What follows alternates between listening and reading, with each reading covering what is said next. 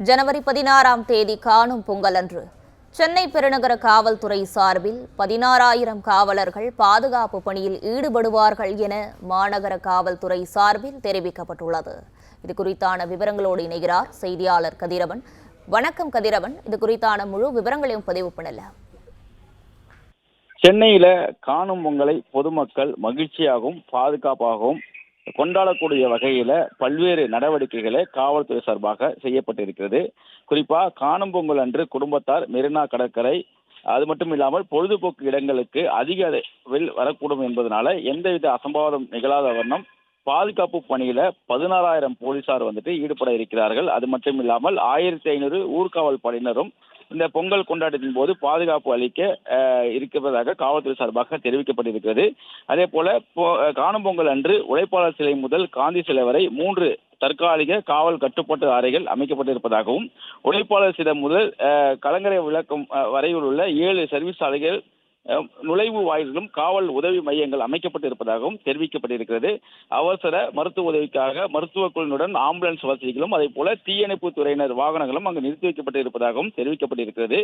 மீட்பு பணிக்காக மோட்டார் படகுகள் உள்ளிட்ட 200க்கும் மேற்பட்ட நீச்சல் தெரிந்த தன்னார்வர்களும் தயார் நிலையில் நிறுத்தி வைக்கப்பட்டிருப்பதாகவும் தெரிவிக்கப்பட்டிருக்கிறது. மணல் பரப்பிலும் கடலில் இறங்கி குளிப்பதற்கும் தடைகள் விதிக்கப்பட்டிருக்கிறது. குழந்தைகள் காணாமல் போனால் உடனடியாக மீட்பதற்கு காவல் அடையாள அட்டைகள் வழங்கப்பட இருப்பதாகவும் தெரிவிக்கப்பட்டிருக்கிறது. அதே போல கிண்டி, அடையாறு, தரமணி, நீலாங்கரை, துறைப்பாக்கம், மதுரவாய் பைபாஸ் சாலை, ஜிஎஸ்டி ரோடு மற்றும் இதர சாலைகளும் இந்த இருசக்கர வாகன பந்தயத்தை, அதாவது பைக் ரேஸ் என்று கூடிய இருசக்கர வாகன பந்தயத்தை தடுப்பு நடவடிக்கையாக கண்காணிப்பு குழுக்கள் அமைக்கப்பட்டிருப்பதாகவும் தெரிவிக்கப்பட்டிருக்கிறது.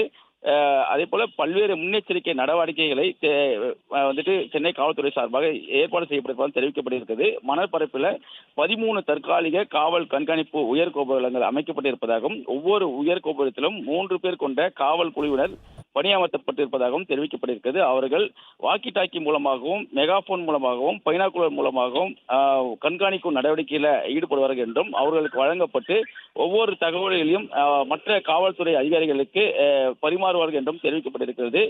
வாட்ஸ்அப் குழுக்களும் அமைக்கப்பட்டு எந்தவித தகவலானாலும் அதில் பகிரும் வகையில் ஏற்பாடுகள் செய்யப்பட்டிருப்பதாகவும் தெரிவிக்கப்பட்டிருக்கிறது.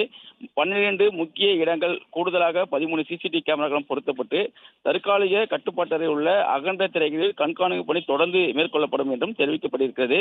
பொதுமக்கள் கடலில் குளிக்க தடை விதிக்கப்பட்டுள்ளதால் கடற்கரையோரம் தடுப்பு வேலிகள் அமைக்கப்பட்டு கண்காணிப்பு மேற்கொள்ளப்படும் என்றும், குதிரைப்படையினர் மற்றும் மணப்பரப்பில் செல்லக்கூடிய வாகனங்கள் மூலமாக போலீசார் தொடர்ந்து ரோந்து பணியில் ஈடுபடுவார்கள் என்றும், திருட்டு மற்றும் குற்ற சம்பவம் நடைபெறாமல் கண்காணிப்பதற்காக இந்த ரோந்து பணிகளில் ஈடுபட இருப்பதாகவும் தெரிவிக்கப்பட்டிருக்கிறது. 85 காவல் ஆளுநர்கள் கடற்கரை ஒட்டிய பகுதியில் பொதுமக்கள் கடலில் இறங்காத வண்ணம் தீவிரமாக கண்காணிக்கவும் அறிவுரைகள் வழங்கப்பட்டிருக்கிறது.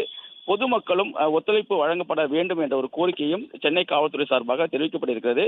அதே போல மணற்பரப்புகளில் 4 ட்ரோன் கேமராக்கள் மற்றும் பெசநகர் எலியட்ஸ் கடற்கரை மணற்பரப்புகளும் 4 ட்ரோன் கிராப்கள் என 8 ட்ரோன் கேமராக்கள் பயன்படுத்தப்பட்டு தீவிர கண்காணிப்பில் ஈடுபட இருப்பதாகவும் தெரிவிக்கப்பட்டிருக்கிறது.